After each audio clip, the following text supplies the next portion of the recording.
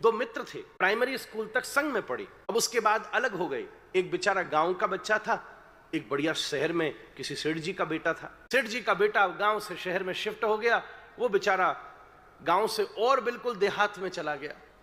दोनों में दोस्ती इतनी पक्की थी कि आपस में पत्र व्यवहार चलता रहता था। दोनों एक दूसरे को कभी ना कभी चिट्ठी भेजते रहते थे। भैया कम से कम 25 साल निकल गए। पुराना जमाना था, व्हाट्सएप और वीडियो कॉल अभी इतने एक्टिव नहीं हुए थे, बेचारे पोस्ट कार्ड भेजते रहते थे। थोड़ा समय निकला, गांव वाले मित्र को मन किया कि बड़ा टाइम हो गया, एक बार शहर जाकर के मित्र से मिल तो आऊं। बिल्कुल गांव मध्य प्रदेश के कहीं बिल्कुल देहात से बेचारा चला। पहले तो पैदल चला, फिर बैलगाड़ी पर बैठ के चला, फिर बस पर बैठा, फिर पता चला बिल्कुल इंदौर के किसी बड़े क्षेत्र में उसका घर है। पोस्ट कार्ड में एड्रेस लिखा रहता था। पूछता पाछता पहुंचा, बड़ा परेशान। आज 25 वर्ष में वो बेचारा गांव से बाहर नहीं निकला था। उसको सड़क ही न समझ में आई, इतनी तेज गाड़ियां जा रही थी। इसी बात को देखकर तंग हो रहा था कि ये लोग कर क्या रहे हैं, इस झंझट में हैं। बेचारा बड़ा भ्रमित। एड्रेस पहुंचा तो देखा बड़ी भारी हवेली थी सामने। दरवाजे पे जाके दरवान से पूछा। पहले तो दरवान माने ही नहीं कि सेठ जी का ये दोस्त होगा। फिर भी उन्होंने कहा भैया हम क्यों झंझट करें, चिट्ठियां तो सच में लाया ही है, 5-10 चिट्ठियां लाया है, कोई संबंध मालूम पड़ता ही है। अंदर जाके खबर दी, मित्र तुरंत पहचान गया, बाहर निकल के आया, अपने मित्र को भीतर ले गया। देखकर बड़ी भारी हवेली, गांव वाला मित्र भी आश्चर्य में था। बढ़िया सुंदर एक जबरदस्त इटालियन सोफा डाल रखा था, उसके ऊपर बिठाया। वो उस बेचारे को चौपाल पर बैठने की आदत, बड़ी जोर से बैठा तो सोफे की स्प्रिंग ने फिर से धकेला तो खड़ा हो गया। उस बेचारे ने आज तक सोफे पर नहीं बैठा था। वो थोड़ी देर में पत्नी को कहा मेरा मित्र गांव से आया है, नौकर से नहीं अपने हाथ से भोजन बनाना।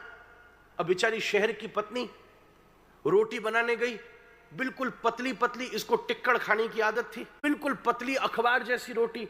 1 लाए, 2 लाए, 3 लाए, 60 रोटी खा गया। पेट अभी भी नहीं भरा था। वो तो भाभी की हालत देखकर बोला अब रहने दो। रात्रि का समय आया, शहरी मित्र भी जोश में था, यार 25 साल में पहली बार मित्र मिलने आया है। बढ़िया रूम था, एक गद्दा डला था, एक और गद्दा डलवा दिया। एक एसी पहले से ही लगा था, एक और 2 टन का एसी लगवा दिया। भाई मजे से रहना चाहिए, मेरा मित्र आया है, पूरा जोश में था। रात के समय कमरा बंद किया, दोनों ने शुभ रात्रि कही, वो भीतर गया। उस बेचारे को खोली पेड़ के नीचे सोने की आदत थी। देखा बड़ी तेज ठंडी हवा आ रही है, बेचारे को समझ और ना आए, बंद करने के लिए बटन दबाया तो वो हाई पावर शुरू हो गया। भयंकर ठंड लगे, कंबल में शांति न पड़े तो दोनों गद्दाओं के बीच में घुस गया। कैसे तैसे रात बिताई, पूरी हड्डी जाम पड़ गई महाराज, पीठ में दर्द हो, सांस नहीं आए।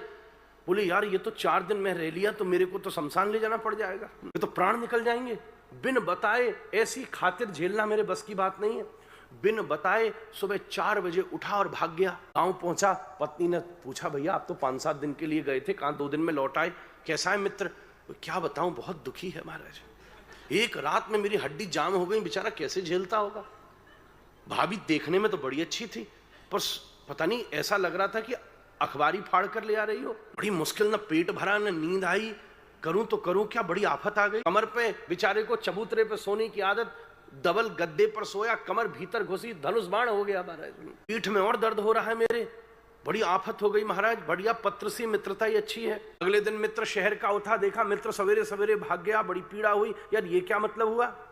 1-2 दिन में उसने भी गांव जाने का प्लान बनाया, लगता है मित्र नाराज होकर चला गया। 2 दिन में ऑफिस से फुर्सत लेकर के शहरी मित्र भी गांव की तरफ बढ़ना शुरू हुआ।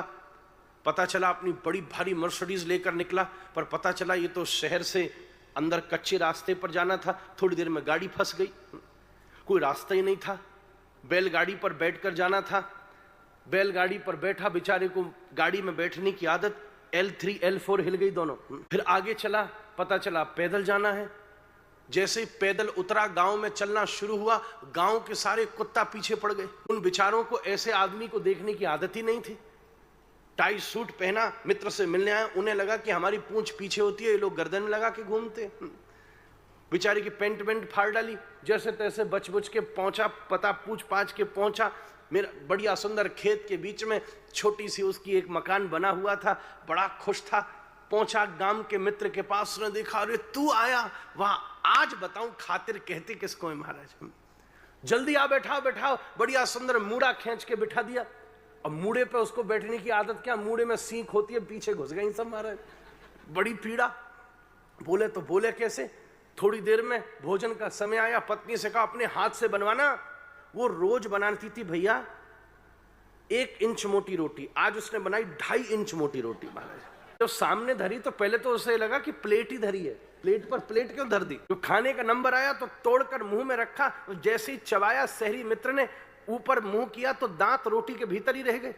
बेचारे के शहरी दांतों को टिक्कड़ खाने की आदत ही नहीं थी। जैसे तैसे 2 गस्सा खा के बोला no I have some problem. थोड़ी देर में सोने का नंबर आया, ला बेटा तेरे को लेके चलो मेरे गांव की सबसे वीआईपी जगह।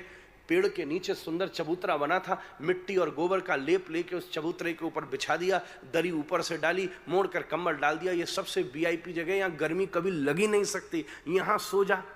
वो गोबर देखकर नाक बंद करे, कौन सा नाइट परफ्यूम लॉन्च हुआ है महाराज। उसके नीचे लिटाया, रात भर पत्ते हिलते पेड़ के। जिंदगी में जितने हॉरर शो देखे थे सारे याद आ गए। अभी प्रेत उतरा, अभी भूत उतरा। जैसे तैसे 4 बजे उठ करके भागा, सब छोड़ करके महाराज पहुंचा शहर में। फटी हुई पैंट, उधड़ दी गई टाई, उठे हुए बाल, आंखें लाल, धूल धूसरित। पत्नी ने पूछा भैया 4 दिन को गए थे, 2 ही दिन में वापस आ गए, कैसा है मित्र। क्या बताऊं, बड़ा दुखी है यार।